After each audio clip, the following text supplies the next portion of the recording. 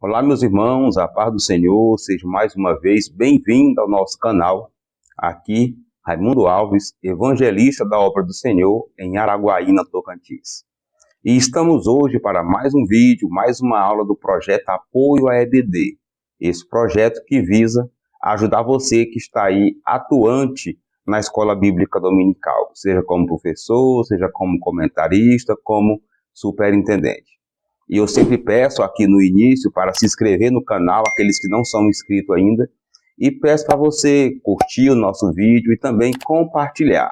Quando você compartilha, você informa outras pessoas, inclusive a plataforma aqui, não é, que esse vídeo é interessante e que outras pessoas podem ser abençoadas também com esta aula. Estamos aqui com esse propósito, de ajudar você, ajudar todos a estudar, entender melhor a lição da Escola Bíblica Dominical.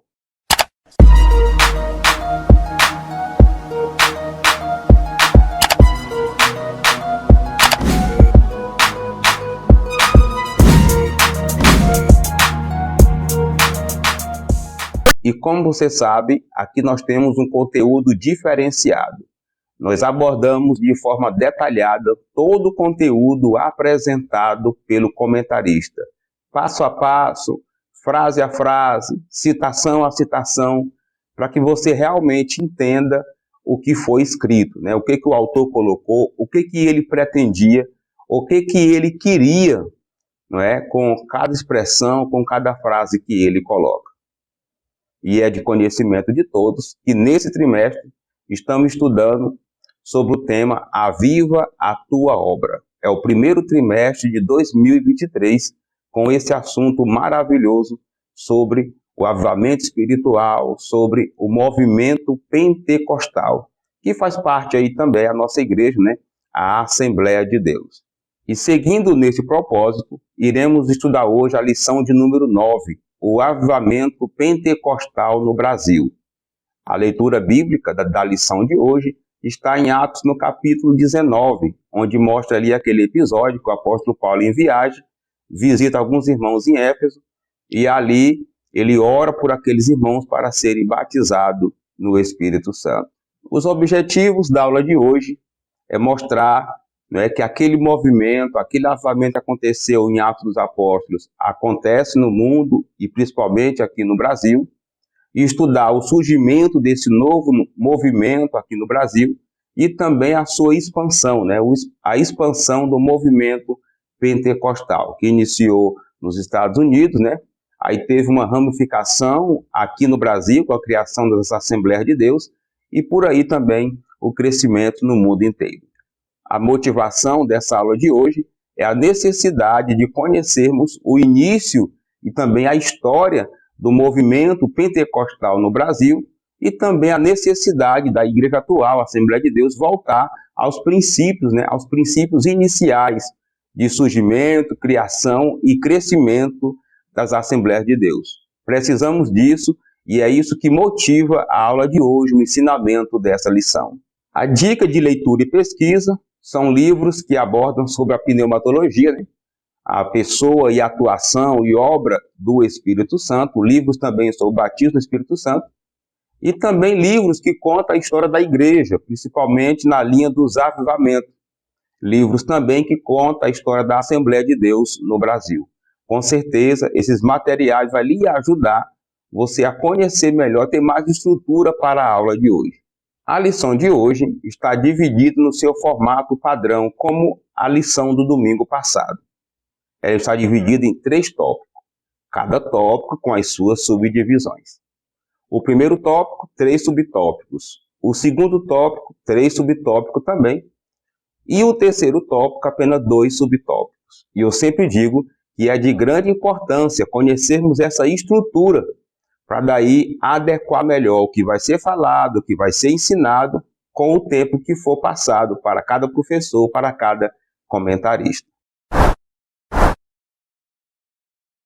Sendo assim, meus irmãos, vamos começar pela introdução. É aqui onde o autor faz as primeiras abordagens, né, as primeiras citações do que temos à frente, o que nós vamos estudar na lição de hoje. A chegada do movimento pentecostal ao Brasil mudou a realidade espiritual deste país, em termos de liturgia, proclamação do Evangelho, manifestação do poder de Deus, com sinais, prodígios e maravilhas. Então, nós iremos estudar essa mudança que ocorreu no Brasil, com a vinda para cá da pregação, da mensagem do movimento pentecostal. Mudou o formato de ser crente, né? Mudou a liturgia, mudou a cultura. As Assembleias de Deus, que é o maior fruto desse movimento, né, hoje tem influência no país inteiro. E nós iremos estudar sobre isso. Vindo dos Estados Unidos, os missionários Daniel Berg e Gunnar Wingre chegaram em terras brasileiras em 1910. Por meio desses servos, Deus iniciou o maior avivamento espiritual em terras brasileiras. O avivamento pentecostal no Brasil é o que estudaremos nesta lição. Os avivalistas citados na lição de hoje são Daniel Berg e Gunnar Wingre, né? Conhecidos aí como os dois missionários suecos que fundaram as Assembleias de Deus no Brasil. Chegaram aqui no Brasil em 1910, iniciaram ali uma pregação pentecostal, dando de destaque ao batismo no Espírito Santo, não é? E também aos dons espirituais. Nós iremos estudar na lição de hoje. Iremos ver também que dessa pregação, dessa mensagem, surgiram as Assembleias de Deus, que é o maior movimento pentecostal no Brasil, né? E também a maior igreja pentecostal clássica do mundo. Então é isso que nós iremos estudar, tá? Como que se deu o movimento pentecostal no Brasil, o início, a pregação, o formato do crescimento, também sobre algumas perseguições.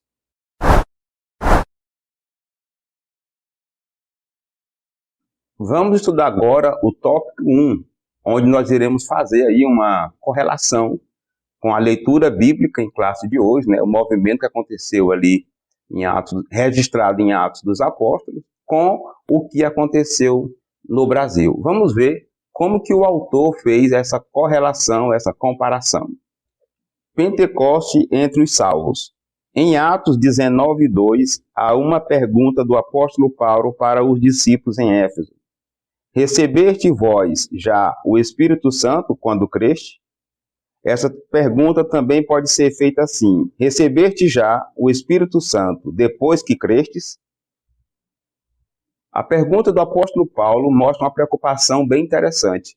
Preocupação com o alinhamento doutrinário e também o alinhamento de costumes, não é? Ele chegou ali perguntando se já haviam recebido o batismo no Espírito Santo.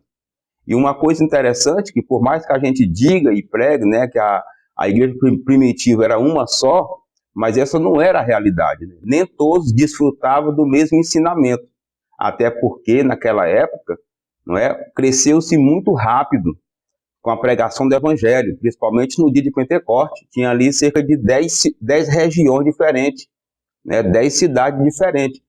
Alguns creram em Jesus e foram para as suas cidades, e ali ganharam outras pessoas, mas nem curso de teologia tinha naquela época, dá para se tirar. Então aqueles irmãos que o apóstolo Paulo se aproximou deles, havia crido em Jesus, se batizado, né, no conhecido batismo nas águas, batismo de João, mas não haviam sido batizados no Espírito Santo. As modalidades desta pergunta revelam um fato de acordo com o contexto do texto de Atos 19. Os discípulos de Éfeso foram batizados em nome do Senhor Jesus, isto é, já tinham a fé salvífica. Em seguida, receberam o batismo do Espírito Santo por imposição das mãos. Então, nós temos aqui a questão que o batismo do Espírito Santo já é um complemento da salvação. Aqueles homens, aquelas pessoas já eram salvos, já havia crido em Jesus e até batizado nas águas. O apóstolo Paulo chegou, perguntou para ele, disse que não, e o apóstolo Paulo impôs as mãos e orou por eles, e assim eles receberam. E a partir dali passaram a falar em outras línguas e também a viver o cristianismo naquela época em toda a sua plenitude. A plenitude do Espírito Santo. Há duas experiências distintas no livro de Atos. A experiência de salvação e o batismo no Espírito Santo. Primeiro, os discípulos foram batizados em águas e depois receberam o Espírito Santo com imposição de mãos. A experiência do batismo no Espírito Santo é tão distinta da salvação que aquela pode ser identificada fisicamente por meio de línguas como confirmação do dom de Deus. É interessante a citação do autor aqui nesse subtópico, porque existem igrejas, existem doutrinas que pregam que o batismo do Espírito Santo é aquela alegria que o crente sente quando ele aceita Jesus. Mas nós vimos aqui que não é bem assim, não é? Aqueles irmãos já haviam crido em Jesus, já havia até sido batizado nas águas. Mas aí o apóstolo visitou e falou para eles que faltava algo a mais. Faltava ser batizado no Espírito Santo. E daí precisamos entender essa diferença, porque há pessoas, há igrejas que ensinam diferente. No momento da salvação, é o momento que a pessoa crê, que ela abre a sua mente, ela abre o seu coração para crer em Jesus. E ali ela recebe o Espírito Santo, tá? Então todo crente, todo salvo já tem o Espírito Santo. Agora, o batismo no Espírito Santo é uma espécie de pós-graduação, qualificação. É um revestimento de poder para melhorar ainda mais o servir, o ser igreja, né? Fazer a missão da igreja. Então, a salvação é para a gente fazer parte da igreja, é para a gente herdar a vida eterna, e o batismo no Espírito Santo é um revestimento de poder para melhor fazer o serviço da igreja. Chamados por Deus. Algo semelhante aconteceu aqui no Brasil, por intermédio de Daniel Berg e Gunnar Wingren. Os dois missionários suecos chegaram ao Brasil em 19 de novembro de 1910, tempo em que predominava a existência das igrejas históricas e tradicionais. Então, no início do século XX, quando os missionários chegaram aqui no Brasil, já existia igreja evangélica aqui. Porém, é conhecido como as igrejas tradicionais, igrejas históricas, muitas delas iniciadas ali no tempo da Reforma Protestante. São igrejas que tinham no seu costume não dar ênfase ao batismo no Espírito Santo e muito menos aos dons espirituais. Então, quando eles chegaram aqui, já tinha igreja, como principalmente igreja batista, igreja presbiteriana. Essas igrejas já existiam aqui no Brasil. Havia muitos cristãos que experimentaram a salvação em Cristo, mas nunca haviam experimentado o batismo no Espírito Santo. Deus usou Daniel Berg e Gunnar Wingren para mostrar a esses cristãos que eles não podiam mais ignorar a pessoa do Espírito Santo. Então, esses irmãos que já existiam aqui no Brasil, eles receberam essa mensagem, ouviram essa mensagem. Daniel Berg e Gunnar Wingren foi trazido por Deus, enviado por Deus para pregar essa mensagem. O autor fala aqui que a ideia era que eles não ignorassem mais o Espírito Santo. Eu nem concordo muito com essa expressão, porque as igrejas tradicionais, elas não ignoram o Espírito Santo. Elas ignoram o batismo no Espírito Santo e o uso dos dons. Porque nós temos a atuação do Espírito Santo em outras áreas. Por exemplo, na salvação, convencendo o pecador do seu pecado. Quem convence é o Espírito Santo. E nessas igrejas históricas, pessoas também se convertem a Deus, Também são convencidas pelo Espírito Santo. Agora, o que eles deixavam, e algumas ainda deixam de lado, é a crença no batismo do Espírito Santo e a manifestação e a atualidade dos dons espirituais. Vamos então concluir esse primeiro tópico. Nós estudamos sobre o batismo no Espírito Santo, ali na igreja primitiva, que nem todos haviam recebido, nem todos haviam participado, principalmente aqueles 12 irmãos ali na visita do apóstolo Paulo. Estudamos também sobre a diferença entre a ação do Espírito Santo na salvação e no batismo no Espírito Santo. Uma coisa é diferente da outra. Por mais que tenha algumas igrejas aí que pregam, nós cremos que a salvação ocorre num momento e o batismo no Espírito Santo em outro momento como revestimento de poder. Nós estudamos também que quando Daniel Berg e Gunnar Wingren chegaram aqui com essa mensagem, já havia igrejas aqui, porém igrejas históricas, que não acreditavam no batismo no Espírito Santo e nem na atualidade dos dons espirituais. Nós podemos aplicar esse primeiro tópico que foi estudado nele, principalmente para combater o ensinamento errado que o pentecostalismo é heresia.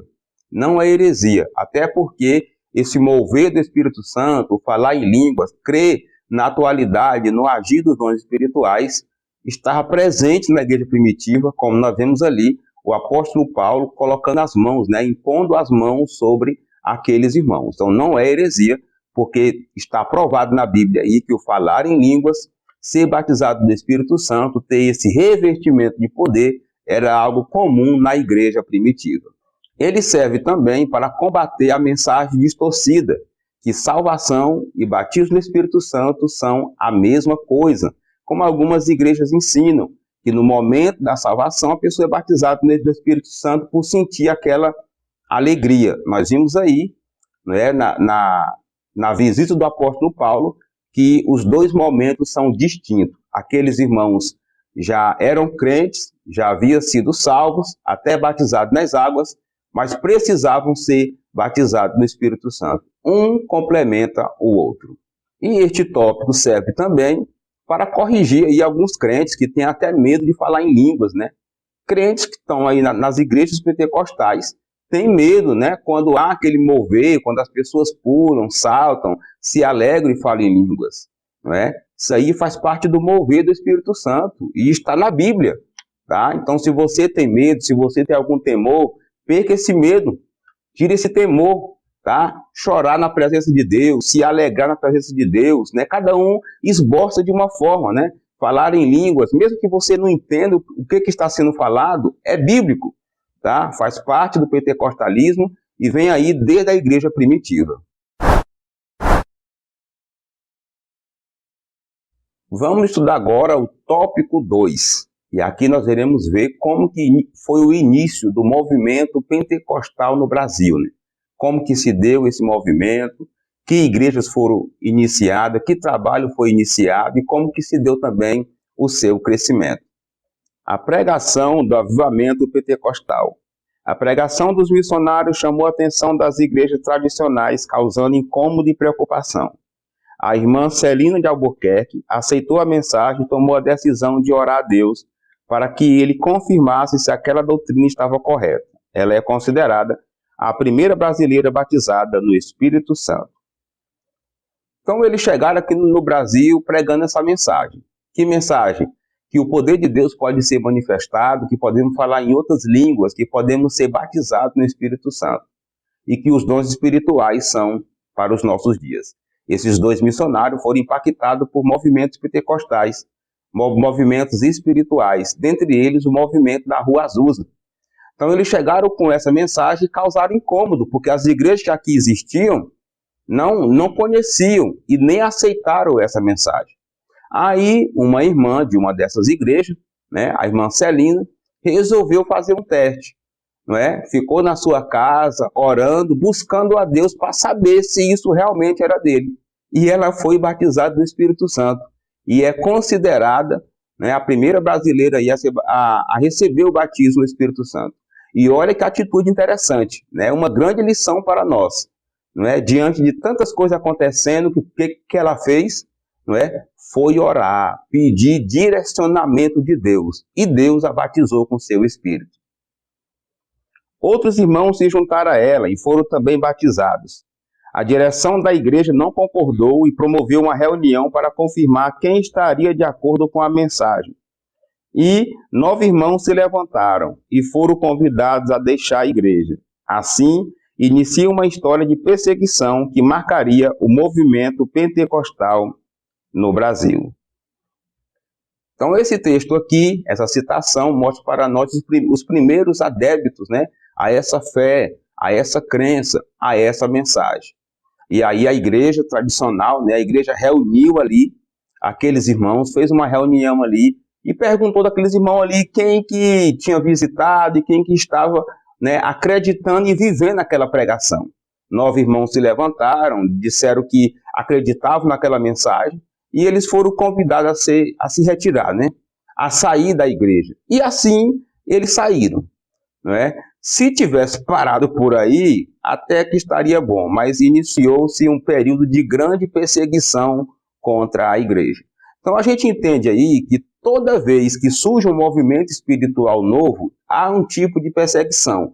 Isso vem desde ali a Reforma Protestante. Na verdade, desde o surgimento da igreja, né? Os judeus perseguiram a igreja e depois a Igreja Católica perseguiu alguns movimentos e na Reforma Protestante houve tanto católicos, né, como evangélicos, né, como cristãos perseguindo outros protestantes, né, porque acreditavam e achavam que estavam errados, e aqui, no início do movimento pentecostal, não foi diferente. As perseguições contra os pentecostais eram grandes. Nos primeiros batismos, no Pará, alguns inimigos da obra tentaram impedir o ato batismal, e um deles até sacou um punhal para investir contra o missionário Gunnar Wingre. As perseguições continuaram, e aqui o autor cita 2 episódios. O episódio que queriam proibir pessoas de serem batizadas nas águas, né? Houve esse tipo de perseguição também. O episódio, né, de um homem que tentou até agredir o missionário Gunnar Wingre, sendo necessário uma irmã entrar na frente para que pudesse impedir, né, a atitude daquele agressor. Isso não é novidade, não é? O que preocupa é que parte dessa perseguição vinha aí de outros crentes, né, crentes de outras igrejas. Em Mosqueiro, no interior do estado, uma casa de pregação foi cercada e apedrejada. Os crentes tiveram de sair para se proteger. As histórias como essa são abundantes no desenvolvimento do movimento pentecostal no Brasil. Entretanto, o Senhor deu muito livramento ao seu povo. Aqui nós temos a citação de mais episódios de intolerância religiosa, de perseguição. Né? Uma casa onde funcionava um ponto de pregação, né? Ali uma região onde funcionava ali uma igreja, foi cercada e foi apedrejada. Esse tipo de episódio, naquele tempo, se tornou rotineiro, né? A essas igrejas que estavam iniciando nesse movimento pentecostal, com essa crença, esse tipo barulhento de ser crente, não é? Chamou a atenção de muita gente. E esses crentes, eles eram perseguidos tanto por pessoas crentes, como também por padres, lideranças, pessoas católicas. Houve cidade em que se chegou missionários da Assembleia de Deus, em que foram tratados como pessoas do demônio, como pessoas do mal, né? Tudo isso foram perseguições no início das Assembleias de Deus aqui no Brasil, não é? Perseguições aí no início do movimento pentecostal. Curas divinas. Se houve perseguições e dificuldade no início da obra, também houve intervenções gloriosas de Deus na vida do seu povo. Uma irmã foi curada de uma enfermidade incurável no lábio. Um homem paralítico que não podia mais falar foi curado. Um outro homem que havia estado enfermo muitos meses com febre e com o corpo inchado foi tanto curado como batizado com o Espírito Santo. Um homem que viu seu filho morrer tomou-o imediatamente nos braços e começou a invocar o nome do Senhor. Imediatamente a criança voltou à vida. Nós temos aqui agora o outro lado da história, né? O lado da confirmação divina, através de sinais, milagres e maravilhas. Pessoas sendo curadas de doenças incuráveis, pessoas sendo curadas de febre, né? Pessoas sendo salvas, crendo através daqueles milagres, daqueles episódios ali, e até ressuscitação de pessoas mortas, né? Ressurreição de gente que havia morrido, como foi o caso aqui dessa criança, em que o pai, né, pegou no colo, clamou ao Senhor e aconteceu ali o milagre. E eu também já vi e já ouvi, né, milagres ocorrendo nesse movimento pentecostal, do qual eu também faço parte. Então Deus confirma aqui com sinais, com poder e com maravilhas. Esses são alguns de muitos sinais poderosos que marcaram o avivamento pentecostal no Brasil. Eram os sinais de Deus confirmando a pregação dos nossos pioneiros. Então, o mover de Deus, os dons espirituais, a cura, o milagre, os sinais e maravilhas acontecem para isso, para confirmar a pregação do Evangelho. Esse é o diferencial. Tem gente que busca poder de Deus, orar, jejuar, para fazer sucesso, né? Agendas abertas, ter fama, ganhar muito dinheiro, muita oferta, muito cachê. Mas o propósito não é esse, né? O propósito do falar em línguas, o propósito do poder de Deus, dos sinais, da cura, dos milagres e de maravilhas, é para confirmar a pregação. Você prega que Jesus cura, não é? E a cura acontece. Você prega que Deus liberta e a libertação acontece. Você prega que Deus tem poder de fazer milagre e o milagre acontece. Então, os dons espirituais são para confirmar, né, os sinais, as maravilhas, também são para confirmar a pregação do Evangelho. E não foi diferente na pregação dos pioneiros da Assembleia de Deus no Brasil. Vamos então concluir este segundo tópico que estudamos agora. Nós estudamos que essa mensagem do batismo no Espírito Santo, do revestimento de poder, não é, do falar em línguas, causou incômodo nas igrejas históricas que os dois missionários encontraram aqui no Brasil. Nós vimos também que nessa dúvida, né, se era um movimento de Deus ou se não era, a irmã Celina resolveu orar, ficou em casa e resolveu orar, buscar direcionamento de Deus e recebeu, né? Foi batizado no Espírito Santo, Deus confirmando com ela ali que aquele movimento era dele.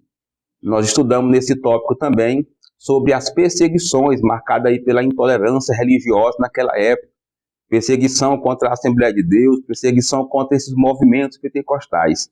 Perseguição vindo até de crentes, né, de igrejas tradicionais e também da Igreja Católica, padres, ensinadores, né? Alguns missionários foram expulsos de povoados, expulsos de cidade, porque foram tratados aí como coisa do demônio, como coisa do diabo.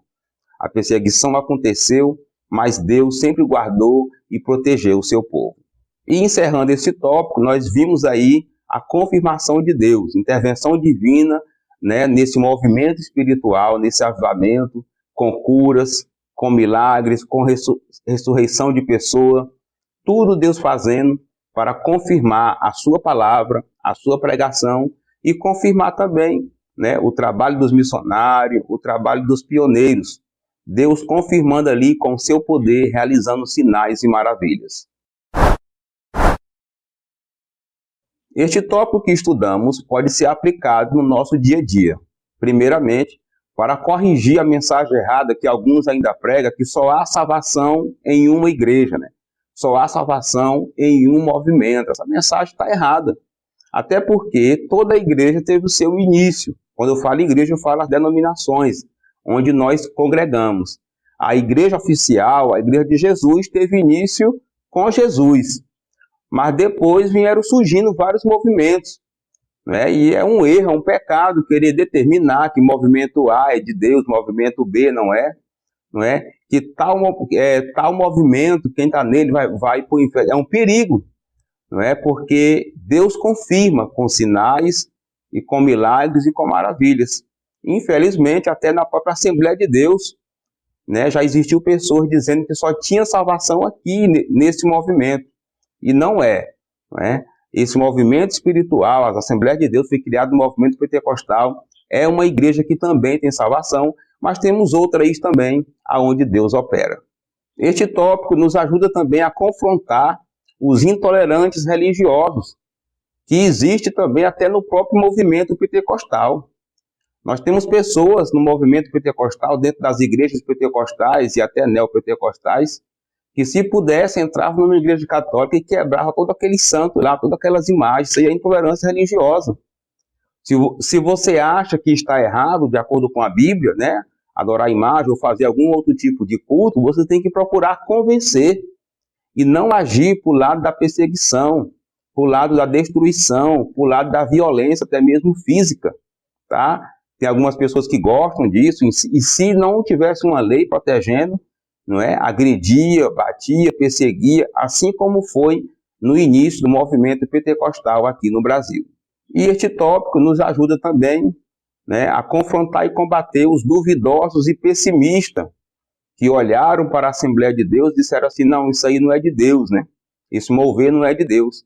Ainda tem teólogos hoje que arriscam dizer que o movimento pentecostal é uma heresia. É uma distorção da palavra, não é? Mas nós vimos neste tópico que Deus confirmou, e ainda hoje confirma, com sinais, com milagres, com maravilhas e principalmente com salvação. Então as pessoas que creram nesse movimento, creram em Jesus dentro desse movimento, também alcançarão a vida eterna, também estão salvos. E além disso, estão revestidas pelo poder do Espírito Santo. São batizados no Espírito Santo, recebem esse revestimento de poder, falam em línguas e fazem uso dos dons espirituais. Chegamos agora no terceiro tópico da lição, e nós iremos estudar agora como que se deu o crescimento, o avanço desse movimento, que iniciou ali em 1910, 1911, e hoje toma conta do Brasil e está espalhado aí por todo o mundo. Um modelo centrífugo. O avivamento espiritual fez com que a nossa igreja no Brasil buscasse um modelo de crescimento centrífugo, ou seja, de dentro para fora. Começaram cultos numa casa, num bairro, numa cidade. Os pentecostais evangelizavam pelas ruas, casas, escolas e hospitais. Mais adiante, os irmãos buscavam um local mais amplo para atender à expansão da obra. Então, o crescimento da Assembleia de Deus no Brasil se deu de dentro para fora. Como assim? Começando pequenininha mesmo, Pontos de pregação na cidade, numa rua, num ponto de uma rua. Isso ainda hoje acontece em algumas cidades, Cria-se ali um ponto de pregação, tem o culto ali uma vez por semana, 2 vezes por semana. Aí aquele trabalho vai crescendo, pessoas vão crendo em Jesus, alguns crentes mudam ali para próximo, começam a ajudar naquela obra, e com o passar do tempo, os crentes vão pregando nas ruas, ganhando mais pessoas para Deus, e precisa-se já de um local maior. Esse é o crescimento de dentro para fora, de pequeno para grande. O avivamento pentecostal foi crescendo de maneira nunca vista em nosso país. Estava acontecendo o que Jesus prometeu. Mas recebereis a virtude do Espírito Santo, que há de vir sobre vós, e ser-me-eis testemunha, tanto em Jerusalém, como em toda a Judéia e Samaria, e até os confins da terra. Então, o crescimento da Assembleia de Deus foi um crescimento como nunca visto aqui no Brasil. As outras igrejas também cresciam, mas era mais lento, mais passo a passo. E a Assembleia de Deus foi um estouro, foi um boom. Tanto é que por muitos anos virou a marca de crente no Brasil. Crente de verdade, que as pessoas consideravam, era o crente assembleiano. Era o assembleiano. Cresceu de forma grande, porque investiu principalmente em evangelização. Esse era o ponto forte, das Assembleias de Deus. Em cada ponta de rua, em cada esquina, tinha um ponto de pregação, Tinha alguém pregando, tinha alguém evangelizando. Em cada povoado, em cada cidade, se enviava missionários para pregar a palavra de Deus. E assim a obra de Deus foi crescendo. E o autor fala aí que todo esse crescimento, ser testemunha de Jesus, confirma com o que ele falou em Atos, que os discípulos receberiam aquele revestimento de poder e seriam testemunha até os confins da terra. Nós somos aí os confins da terra, que é os gentios. E esse revestimento de poder os irmãos receberam, os pioneiros receberam. E através desse poder passaram a viver isso na prática. Pregar a palavra, orar por pessoas, expulsar demônios. E com esses sinais e maravilhas contribui aí com o crescimento do reino de Deus, crescimento da Assembleia de Deus, crescimento desse movimento pentecostal, desse movimento espiritual. Um crescimento acentuado. Os pentecostais no Brasil não crescem porque buscam pessoas em outras igrejas, mas crescem porque as evangelizam e as discipulam por meio do Evangelho de Cristo. É uma citação interessante, mas não é uma realidade em todo o Brasil. Vamos aqui por parte. Primeiro, a questão das igrejas que buscam crente em outras igrejas. Infelizmente, algumas Assembleias de Deus estão fazendo isso. Fica aí pescando de aquário, sabe? Não querem evangelizar, não querem ir na rua, e aí fica assediando um e outro. né, para ir congregar, para ir fazer parte lá, não é? Isso acontece. Talvez não acontecia no início, mas hoje é uma coisa bem comum. Uma outra questão falada pelo autor aí, que acontecia no início e já não acontece hoje, é a questão do discipulado.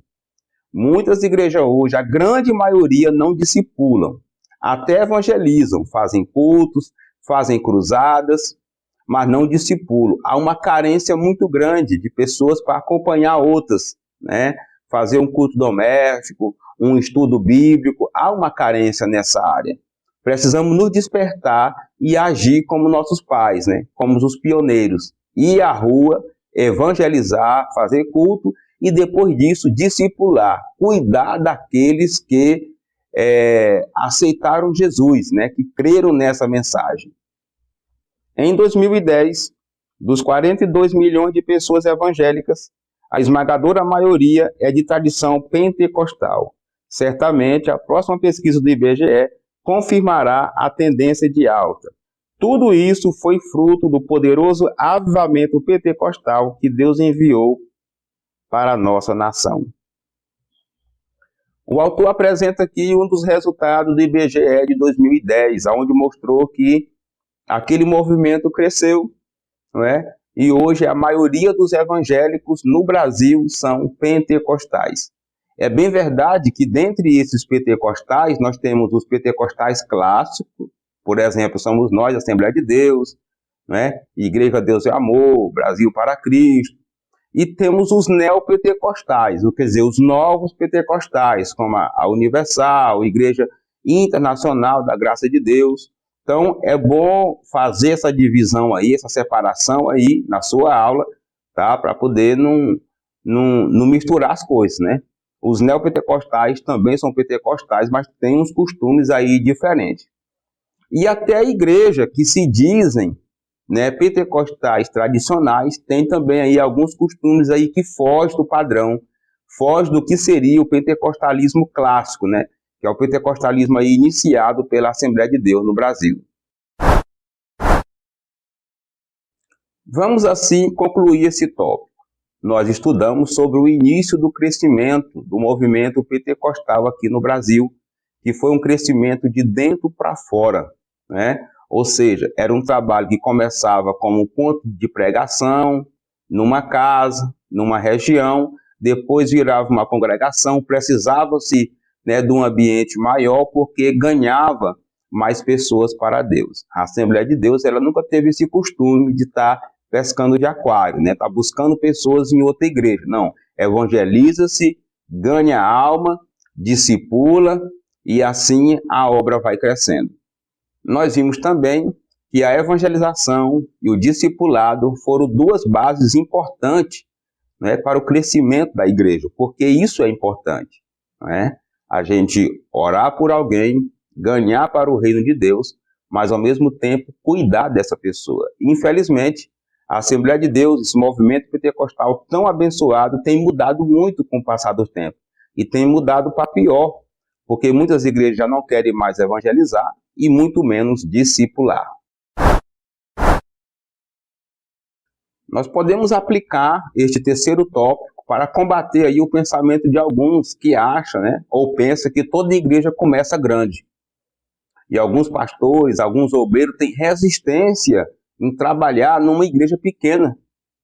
E até crentes também têm resistência em congregar numa igreja pequena. Só quer congregar numa igreja grande. Ora, toda igreja é grande, em um determinado tempo, ela foi pequena. E a pequena precisa de ajuda, precisa de apoio para que possa crescer. Na verdade, o objetivo da igreja não é crescer, é ganhar almas. Ganhando almas, ela vai crescer. Mas alguns não querem seguir esse caminho e já querem começar logo numa igreja grandona, já bem estruturada, e isso às vezes corrompe alguns princípios bíblicos. Este tópico pode ser usado também para confrontar o estilo, o jeito errado de muitas igrejas existir hoje. Igrejas que já não querem mais evangelizar. Departamento de missões que só fazem dirigir culto no domingo. Não é? Dirigindo o culto está bom demais. Aí, às vezes, reclama porque a igreja não está crescendo, mas não evangeliza. e outras não evoluíram o seu formato de evangelização. Existem cidades que você não acha mais pessoa com portas abertas para evangelizar de casa em casa. E aí precisa se mudar a estratégia, fazendo uso principalmente da amizade, para que você possa chegar até aquela casa, aquela residência, e também o uso, né, das redes sociais. Mas, junto com isso, temos também o problema do discipulado, e esse tópico nos ajuda a despertar sobre essa área também, porque às vezes até ganhamos alguém. Existe congresso que a gente consegue ver aí, às vezes 10, 15, 20 pessoas aceitando Jesus ali na frente, crendo em Jesus, mas depois que ela vai embora, ninguém cuida, ninguém acompanha. E assim, a Assembleia de Deus tem a grande fama, né, de mãe parideira. Ganha muita gente para Jesus, só que depois perde para outras igrejas ou até mesmo para o mundo. Precisamos nos despertar nesses 2 detalhes, evangelizar e também discipular. Este tópico nos ajuda também a combater, né, a ensinar de forma correta os pescadores de aquário, crentes que intensificam ali o seu viver cristão em querer conquistar outras pessoas de outras igrejas para a sua igreja. Aí vem a briga por placa de igreja, aí vem a briga por ministério, né, por convenção e por aí vai. Tem igreja que oferece até consagração para pessoas, para obreiros, né? Não, vem para cá que nós iremos te consagrar pastor. Vem para cá que nós iremos te consagrar a evangelista, a presbítero. E aí o cidadão olha para a sua igreja, não, tem muito tempo que eu estou aqui, nunca me consagraram, né? Às vezes não sabe nem ler a Bíblia, nem leu a Bíblia toda. Aí vai, muda para outra igreja, muda para outro ministério, às vezes para poder ser consagrado, não é? Então nós temos esse procedimento, mas ele não é correto. Algumas igrejas têm isso, alguns irmãos têm esse vício, né? Às vezes não vão evangelizar, mas fica assediando um e outro para poder fazer parte da sua igreja. Não está certo, viu? A Assembleia de Deus não começou assim. Ela começou evangelizando, não é? Os irmãos vieram, pregaram aquela mensagem, alguns irmãos que eram crentes de outras igrejas acreditaram, se tornaram adeptos daquela mensagem, mas o verdadeiro crescimento da Assembleia de Deus foi pregando de rua em rua, de casa em casa, e assim a obra cresceu e chegamos hoje aonde estamos. Meus irmãos, chegamos agora na conclusão, que é o fechamento dessa lição, o fechamento da aula de hoje, tá? E nós iremos ver como que o autor fechou aqui, quais foram as suas citações, as suas abordagens para concluir este assunto. Antes do avivamento pentecostal em solo brasileiro, o que dominava o cenário religioso era o sistema de doutrina das igrejas históricas, que não admitia o batismo no Espírito Santo, com sinal evidente de falar em novas línguas, bem como o exercício dos dons espirituais. Foi o que nós vimos hoje aqui, né? Quando os missionários Daniel Bergo e Naving chegaram aqui no Brasil em 1910, 1911, já existiam igrejas aqui no Brasil, tá? E essas igrejas consideradas tradicionais, reformadas, né, elas já existiam aqui. Só que elas não acreditavam e nem viviam, né, o batismo no Espírito Santo como evidência, tendo como evidência o falar em línguas. E também eles não acreditavam, até hoje não acreditam, na atualidade dos dons espirituais. Eles acreditam que os dons espirituais foram só para a igreja primitiva, né? Então fica claro aí que a mensagem trazida por Daniel Berg e Naving foi uma mensagem nova, não foi aceita, tá, por essas igrejas tradicionais. Por isso veio ali o racha e a necessidade, né, do surgimento de novas igrejas com pessoas que acreditavam nessa doutrina, nessa mensagem do avivamento pentecostal.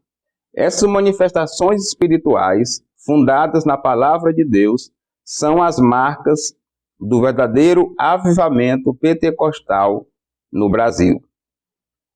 Então, diferente do que os negacionistas acreditam, né, os negacionistas são essas crenças que negam o falar em línguas e os dons espirituais hoje nos nossos dias. Diferente do que eles acreditam, nós vimos aqui com base bíblica que o batismo do Espírito Santo, né, é diferente da salvação, é um complemento da salvação. E nós vimos que o movimento pentecostal aqui no Brasil foi confirmado por Deus, tá? Não é heresia. E Deus ainda hoje confirma. Nas Assembleias de Deus, ainda hoje acontecem curas, sinais, maravilhas, né? Operação do poder de Deus, revertimento de poder, salvação de almas, mudança de vida. Ainda hoje temos isso no movimento pentecostal do Brasil. As igrejas tradicionais, históricas, elas continuam aí. Algumas mudaram, aceitaram, continuam com o mesmo nome, né? Porém, aceitaram essa mensagem, falam em línguas, têm um louvor ali aproximado do movimento pentecostal, né? Fazem uso também dos louvores pentecostais, mas a Assembleia de Deus é o principal representante desse movimento pentecostal no Brasil. As Assembleias de Deus é o principal representante, né, desse viver pentecostal no Brasil. E Deus confirmou a vinda dos missionários para cá com sinais, com milagres, com maravilhas e principalmente com salvação de almas. E assim, meus irmãos, chegamos ao final de mais uma lição, mais uma aula da Escola Bíblica Dominical. Devido a alguns compromissos ministeriais, troca de pastor e vários outros fatores, não foi possível gravar a última aula. Até gravamos, mas não foi possível editar.